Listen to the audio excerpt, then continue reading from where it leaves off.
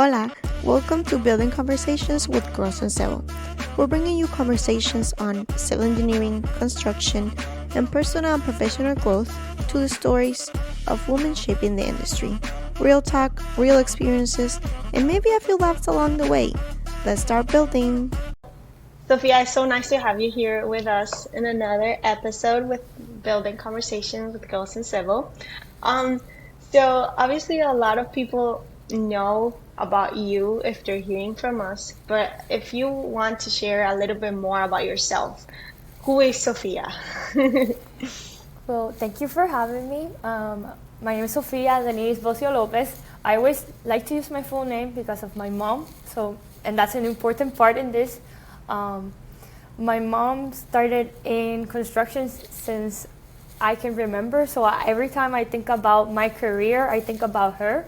So I'm a civil engineer focused in geotechnical work, and I am from Puerto Rico, but I am living in West Virginia, and in my free time, I enjoy doing art, exercising, and reading. Nothing too special, and I travel a lot for work, so that's an overall idea of who I am. No, but that is so fun because you get to like kind of understand what it is in different places, like not only in West Virginia, but you can see how it is to feel in different areas. So that sounds kind of fun. Um, but I think this is a topic that we have talked about before about being a woman in the field. And sometimes it's a lot like pretty difficult, not only as like personally, professionally, but also just being a woman in general, like having our necessities just being met in the field, and how sometimes that can be a little bit biased because not a lot of a lot of people think about it when we are just being out in the field. So that's why we wanted to have you here in general to kind of hear your opinion and your experience doing this around different areas. And if you have experience in different locations, that's a lot better because you can tell a little bit more about everything around it. So, first, what I think you mentioned this a little bit with your mom, but what drew you into like doing field work in civil engineering and how that experience has evolved over time? So first, my family in Puerto Rico, they own a construction company. So growing up, I always saw my mom moving from different site visits or meeting with contractors for materials, or she rents heavy and light equipment. So I would always see her moving, always see her talking. So growing up, I was like, I want to have a similar job. I don't want to be in an office all the time. I wanted something dynamic. So I would think that she is my first like person that I looked up to and was like, okay, I want a job like that. But then in university, I was like, I want hands-on because I learned with the Steel Bridge team that I had a much easier and funner time learning if I was actually seeing, because then I could take that back to design, take it to the sponsors and like talk about it. And in my current job, I feel like it's a similar process because I go to the field, do work with the drillers, go back to the office, talk to the different lab inspectors and people that are working on a lab, and then receiving everything and using it for design, and then going back to the field for construction. So it's a full cycle. And I think that my experience has evolved a bunch because when I first started, it was very confusing. That's the reality of it.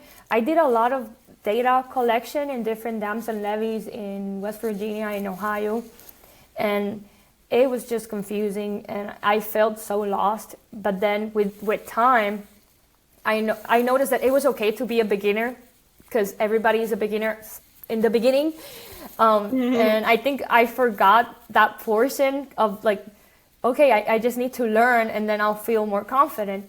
And now I feel like I can carry scopes of work, talk to contractor, do quality assurance more securely, and just I feel more confident. Obviously, there's some moments that I feel terrible, but I think that comes with the career. Like you're not an expert on everything, and it takes a while for you to learn.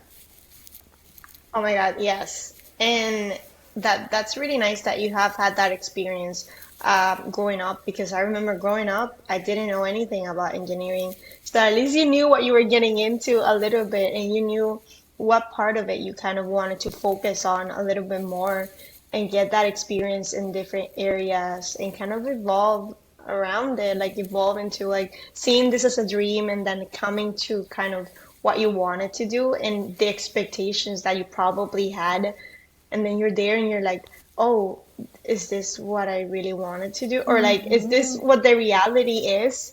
So that's kind of interesting, like knowing your perspective from growing up in different environment. So, digging into the topic specifically, what are some challenges that you have faced as a woman being in the field?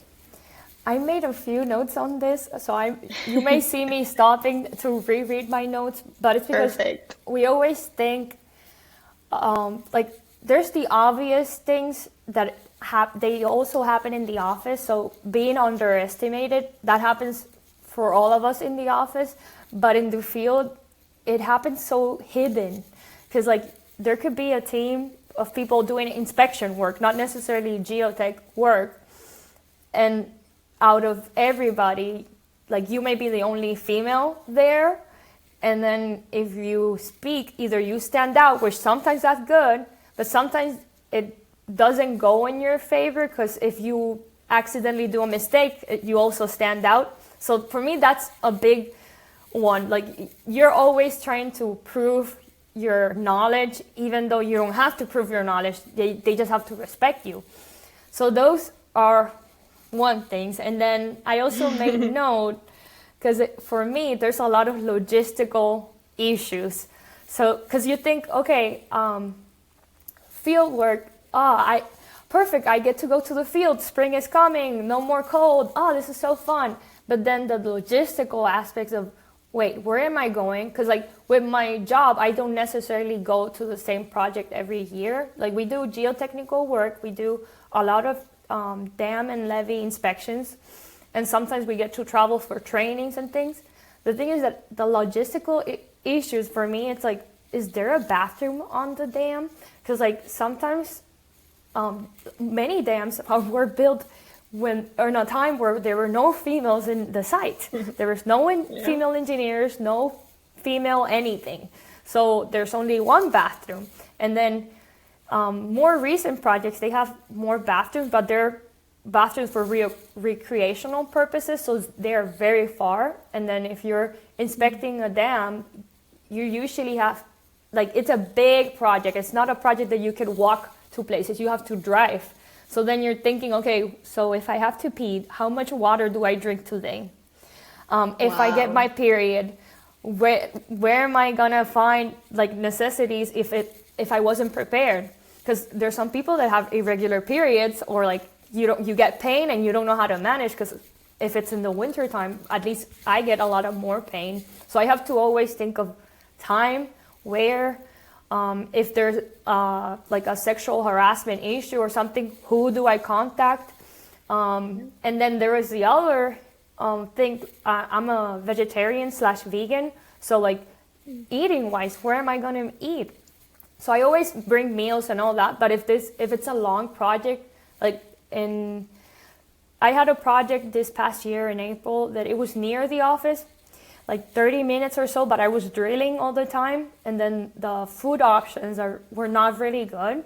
So I had to meal prep every day, but then the project lasted 3 months or so. Like you have to organize yourself, and like, do I have time to cook during the weekend? I have to go to the project again. So it's like a lot of logistical aspects. And then there's the other thing that safety vests and boots and a lot of things aren't really that easily accessible for women. So if you're smaller in frame, you have to figure out the smallest size. If it doesn't fit you, either you ask for a new one. If they don't have the budget, you order yourself one with your own money. So it's like, it's a lot of things that you have to plan ahead, and then trial and error. Like in the beginning, I would test my other friends that worked in the field. Like I would be like, hey, which pants are best for water Like if I'm in the water inspecting, what am I going to wear other than mug boots and this? Like I need good pants, or what is more comfortable, because you're sitting, you're standing, you're jumping, you're doing so many things. And then like there's also if there's so many things, even like with bugs and things that you have to think that as a woman, like as a person, you in general have to organize, but as a woman, the lack of bathrooms, the improper safety gear, and then as a Latina, it has happened to me that there's a language barrier sometimes, because I explain things in a certain way, and then either people correct you, and it's a lot of ignorance sometimes and tone deaf comments. But that's one thing. And then I had a project in Puerto Rico that it sounds so bad, but it happens a lot. So in Puerto Rico, I can work there and easily switch from English to Spanish. But if people from the US travel for any project, not a lot of them know Spanish, that's obvious. So I would sometimes find myself in the awkward position that I was in the middle, like as a translator, instead of being part of the project, I was the interpreter of the project. So I was part of the project, but it wasn't my duty to translate for you. So that's the other challenge. And that's not a woman, that's just a Latina issue. But it's still a challenge that you have to, like I wasn't aware of when I went into the field. I had to work my way through it.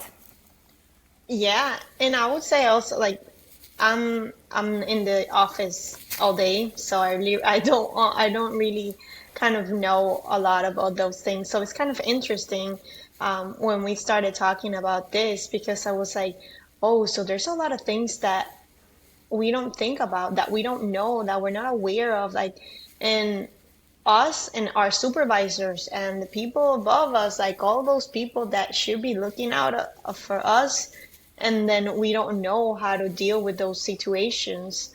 So at least having someone that could help you, or maybe try to give you any like advice on how you, as you were saying, like what pants, or what to do specifically. So at least you reached out to people, but there's some people that don't do that. So it probably is kind of difficult to kind of figure that out. So wow, it's a lot to think about in general. And obviously we don't want to overwhelm ourselves with all of that information. But if you're doing this on an everyday basis, you have to think about your future. You have to think about what you really want to do. How do you want to approach this type of things? So wow, it's a lot, but it's interesting. So going into that, what are the changes that you maybe would like to see in the industry about those topics specifically? So this one is gonna be controversial. I try to think about it in different ways, but I think in the time we're living right now, February 2025, I think my best response for that is that if I were to like organize everything and tell people what to do, and like there will be change, I think that the best approach would be to continue using diversity, equity, and inclusion efforts. But it's because even though currently we have a pushback on it, I have firsthand has seen how, for me, in my career, it has helped for people to know what it is, so that they're aware that there's like nobody is the same. And that, and like, it's obvious, like we look at each other, we don't have the same experience, we don't have the same opportunities, all that. But some people have been very ignorant of that. And in the past years for me, learning about diversity, equity, and inclusion, even though in Puerto Rico, we're all diverse, like for me, it's something like in my brain, I would practice it, but I didn't know I was practicing it. So like, knowing the base of like we're all humans at the end, with different races, ethnicities, genders, everything, like bringing that into construction project or civil engineering project or whichever project brings so much awareness into the infrastructure you're creating. Because for dams and levees, it's not the same as buildings, but you ask the same questions. You ask, who are we impacting? Because usually for dams and levees, there's an area that is flooding. Who are we flooding? Because there's houses there. Mm-hmm. Who are those people? Economically, how are we affecting them if we do not protect them? Are we needing to displace people? What are we going to do with them? Are we making the area accessible to people? And that's not just people with disabilities, people that maybe don't have the money to move rapidly if there's a flood event. Do we understand the historical context of the area? Because we have projects in Puerto Rico that sometimes we step in without having the perspective of the island. Like, what is the cultural, like, how are we going to affect this? And then bringing back to the topic we were talking later, is there a bathroom available for everyone, not just men? Like, simple questions like that, for me, the practices that diversity, equity, and inclusion efforts we're trying to bring, we're bringing more awareness to obvious issues that even though we have equal employment opportunities, I say that like this because it's still an ongoing issue, like ignoring the fact that we're not different, or like trying to analyze that we're all the same. It's ironic. And being a female in the field, I can see it every day. Like, if they treat me the same, perfect, but they are not even treating me the same. They're not listening to what I'm saying. They're not giving me bathrooms. It's like, how are we going to treat people with equity and dignity if we are not, like, we're not the same? Yeah, it does make sense. It is that kind of initiatives that kind of help you find a place that you can voice your issues, voice whatever you're trying to accomplish in general. Like, not having a bathroom, that's a big deal. Like, not having a safety vest that fits you, because I've used some safety vests and they're huge. Like, I'm small and those are huge. And obviously I don't use them in everyday life, but imagine a person like every single day, that's going to even affect you personally, professionally. You're not going to feel as confident just having that huge thing. And that's not even like, there's so many topics, but that's not even considering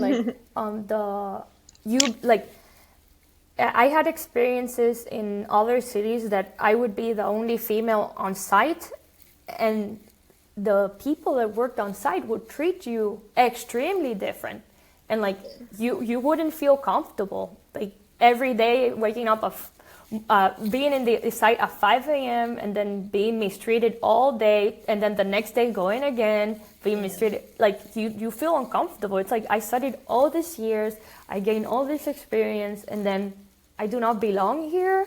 So it's like, having the practices at least brings more awareness, and people at least can think about, okay, if I see somebody else being mistreated, I can help them and advocate also for them. Like, I help you, you help me, we both learn and continue growing. But yeah, that's why, like, I always think about, like, it's not just us as females, it's us as a community. Like, we all have to stand up for each other and kind of not just have this direct line of like, oh, this is only affecting me or this is only affecting them. We have to think about each other and how we can help each other grow. Because if I feel more comfortable at the office or at work, you're gonna get more of me. So you're gonna benefit like from this conversation, from this like adjustment or whatever we need in that moment. So what do you think about what impact does the increased representation bring, and what are the women's strengths shaping leadership in the field? So on that, I would say that just having a woman be a leader, it creates a unique approach, because a lot of women have a bunch of problem-solving skills just for tiny little details, but also it's not just about the efficiency of handling the problem-solving skills. It's also like the attention to detail, the respect, and the caution. Because I feel like a lot of women, like my experience, I take everything with caution before actually acting and just, so like in a project, you have to take into consideration the people's time, the money, the project, the timeline, everything. So if there's a problem, usually women have more cautious and empathy towards like all the factors in the project. My current supervisor, for me, she's the best example because she's a female, and I've seen how she strategically plans out everything without you even knowing. Like, she's aware of how people react, how people will react, and she plans like like if you tell her, hey, I want to grow in this area, and you told her that months ago, without you even noticing, you're going to grow in that area because she's placing you in that. And I've seen that so smoothly. And I've had male supervisors, but the way she handles things, I've seen the difference so impactfully, and I feel so comfortable also just having that representation. If something goes wrong in the field, I can go back to her because she understands too. But she not only understands me, she also puts herself in other people's shoes. So it's like, it's amazing. And I feel like having that representation also inspires me, like in the future, I could be a supervisor, or there's older females in the field, because there's a bunch of companies that wouldn't have, like when I first started interviewing companies, I noticed that there was like a huge age gap, that there were not a lot of females. So having her, she for me, it's been very inspiring and motivating. And I'm pretty sure that in general, for a regular girl in high school, seeing that, it's like, oh, I can be a civil engineer then. Exactly. And I also had a supervisor that was a female, and I loved it because it was more of, in terms of like, how do I see myself in that person, like seeing that type of representation in the office. And not only that, as you were saying, that I really loved, it's like that different perspective that you bring to the table. Sometimes you're like, no, we're all equal. No, women sometimes approach the things a lot different because they had to go through things that probably not all of us had to go through. Like, sometimes we have to think about 1,000 things that could impact our life. Like when we're walking on the street, we have to think about other things that not everybody have to think about. So those type of things really affect on your decision making in general. And obviously we're all different. We have our stuff, but more into that type of situations that you have to think about, feelings. You have to think about how the person wants to grow. So having that person that you can reach out to, and you're like, I'm uncomfortable with this. I'm on my period, and I couldn't go into like the bathroom in the field.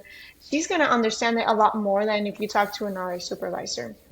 So it's kind of good that thing keeps increasing, because when you have that type of relationship with a supervisor, then you're going to be like that. You're going to be like, so now it's my job to do it for someone else. And that keeps us like growing and getting to know, like, okay, I can do it for someone else, and that person can do it for someone else. It's kind of making an impact. Like, one person doesn't know it, but your supervisor right now is making an impact on you. My supervisor made an impact on me, and now I'm going to try to do an impact to other people. So if we keep it going, I think it's gonna get a lot better. Yeah. I like that. And for me, it reminds me when we were in the Steel Bridge team, because you were more empathetic, and I was like, let's just get the project done. And for me, it also, I have my sister said how do you say this, the big sister syndrome. So like, I want to get things solved and get it done. And I don't care if you feel bad, we have to get it done. Because like in my house, we're me plus 4 more girls. So we have to, in my brain, if nobody does anything, I have to get it done. And then in the project, you were more like, okay, but the people, they need this or that. And I think it's kind of fun because I did learn a lot from you, and probably you learned from me, and it's so nice to be able to connect with those type of people that give you another perspective, and you're like, okay, so maybe I do have to think about something else in general, or sometimes I need to be more strategic in some type of things, like not only focus on the like feelings about everybody else. So Maybe what advice you would give to women starting in the field? And what's your vision for the future of the woman in civil engineering in general? So the biggest thing that for me it has helped me prepare ahead of time. So if you're going to do field work, it requires extra planning many times. In the environment where I work, the projects have a lot of years, more than 100 years sometimes. So for me, it requires a lot of preparation in reading contracts, reading what they have changed, what measures they have taken, if there's an instrumentation. So first is the whole historical data collecting and all that. But then where is the project, how many days I'm gonna stay, and it's mostly knowing that, but then mentally before actually knowing if you want to work in the field or that, it's like if you're not sure, try it. Take classes, like if you're an undergrad, take classes that require field time. Ask professors for research opportunities or opportunities in the field or internships that they know of, and just see if you like it. If you never get that chance to see if you like it, I still consider that if you are interested in a job that requires moving around and visiting new places, it's the perfect opportunity. Obviously, mentally, you also have to prepare. So I always think the best approach is to create a support system. So us being from Puerto Rico, for me, I was like, who is gonna be my support system in West Virginia? Like, who am I gonna count on if something bad happens? So creating that support system and then having a plan, like, hey, I'm going to the field this 3 weeks and I'm gonna be in this area of Ohio. If something happens, this is where you can reach me, this is my location. And yeah, just keeping somebody updated. And then always remember that confidence comes with time and it's normal to be a beginner. And then my vision for future women of civil engineering, hopefully there's more of us and more networking opportunities and support. But I also would like just for us to do what we want. So there's a bunch of careers in civil engineering and I feel like we're not even aware of it. So hopefully we get more resources shared while we were, like before university, and that way we can learn about the career. That is so nice. And also, like, I was thinking about like what you advices that you were saying, but also like just knowing that there's so many areas in the field work that you could go in. Like there's so many things that you're like, oh, maybe I don't like dams or I don't like that, or you can go anywhere else that if you want to just kind of discover. So having that opportunity to go into the field before graduating or even after, because we can change if we want to or anything, but just trying it out just to see if this is something that you will like. I think that's going to help a lot of people. And something that I was talking to my therapist this week, and she was like, you just have to know your value. Like, you're valuable. And whatever you do, you're going to bring value to the table. You're going to bring yourself, you're going to be just something that if you trust yourself, you're going to make it. Like, and I was like, oh my God, I know, but it's so difficult sometimes. That, that Yeah. reminds me, this is something really random. Yeah. It may or may not have to do with, it may be a tip or an advice, Yeah. but something I was doing a long time ago is that in my phone, I would have the Notes app, like reminders relating to my work or like my value or like how I was feeling. And it was just like, okay, if I need a reminder, I would go back to it and like look at one of the notes I made and be like, okay, this is one. So what I did is that I started writing in a notebook. So every time I'm in the field or something and I hear people say something or I hear my mom mentioning something or my supervisor, I would write it down. So there's like I've been just playing around with this. I ask people to give me a number and that's your advice for the day. But like there's things here like learn to listen. It's like simple reminders that at the end, there's so many things that are more internal than outside that we have to continue listening to what we need, not what other people need. and just trying to get the best thing done, like however it is to be done, but you have to value yourself and protect yourself too. I love that. And I feel like that's a great ending to this podcast, to kind of know that everything comes from within. Um, so it's going to help us a lot. So thank you so much, Sophia, for sharing us a little bit more about your experience in the field. Um, Obviously, we're going to keep having you come and share our experiences, but we're so grateful that because of you, Girls and Civil started, and now I look at where we're going. So I think it's pretty cool that just from conversations, we can grow and keep doing a lot of different things. So I would encourage people to talk to other people in the field, or just talk to us in Instagram or LinkedIn or whatever you want. Just talk to us. We're here for you to help. You need, if we don't know, we're going to find someone else. So it's kind of good to have that community that you can look into when you're feeling like you're like, oh, maybe it's just not for me. Before you say that, come to us, go to someone to kind of know if this is something that you really want to do. So thank you again. And we'll see you guys on the next episode. Bye. Bye.